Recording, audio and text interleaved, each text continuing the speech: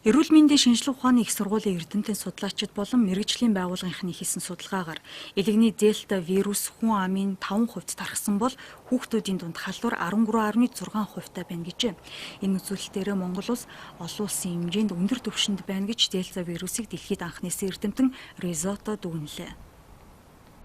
Very high prevalence in the Amazon basin. Дэлхийн хэмжээнд энэ халдвар ямар шүү тархалттай байгааг аваад үзэх юм бол одоо Азид бол Пакистан, Иран, Тажикстан, Монгол гэсэн улсууд бол энэ тархалтын түвшин их өндөр байна. Түүнчлэн бас Африкийн орнуудад одоо жишээлбэл Габон зэрэг улс орнууд бол энэ тархалт бас өндөр байгаа. Харин Америкийн нэгдсэн улс, Европын улс орнуудад бол энэ тархалтын түвшин бага байгаа. Учир шалтгаан нь юу вэ гэхээр энэ дельта вирусын халдвар нь болохоор заавал Б вирусын халдвартай хавсарсан байдлаар л тохиолддог.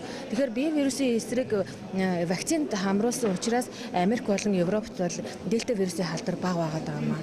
Тэгэхээр Монгол улсад одоо одоогийн байдлаар мэдээллийг аваад үзэх юм бол нэлээд төгшөөртэй зүйл нь бол бараг хамгийн өндөр тархалттай улс орнуудад тооцогдож болохоор өндөр гарсан. Mongolia is the one with the highest prevalence.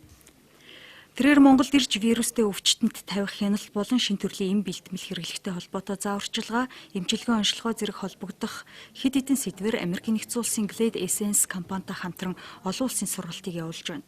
Элэгний Д вирусын хавсарсан дельта вирус нь хоруу чанартай учраас одоогоор бүрэн эмчлэгдсэн туршлага байхгүй юм байна. Барууны зарим оронд вирусын эсрэг бэлтгэл гаргах туршилтууд хийгдэж байгааг нь эрдэмтэн Risotto-ийн зөвлөснөөр Б вирусын эсрэг вакцины халдвараас урьдчилан сэргийлэх найдвартай тул манай улсын хувьд нийтийг хамарсан вакцинжуулах аян явуулах шаардлагатай зүй ёсоор тулгарчээ. Б вирусээр тэжигдэж амьдардаг хавсарсан Д буюу дельта вирус нь элгийг гэмтээдэг тул одоогоор дэлхийн хэмжээнд хийгдэж байгаа эмчилгээ нь элэгний хатуурал болон хавдарт хүрэхгүй түвшинд вирусын тоог барьдаг байна. Тиймээс удаан хугацаанд эмчлэгддэг зайлшгүй эмчийн хяналтанд байх ёстой байдаг байна.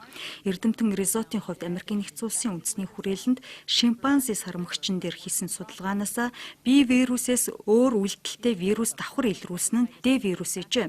Тэрээр энэ нээлттэй тун санамсаргүй болсон гэж тайлбарласан юм.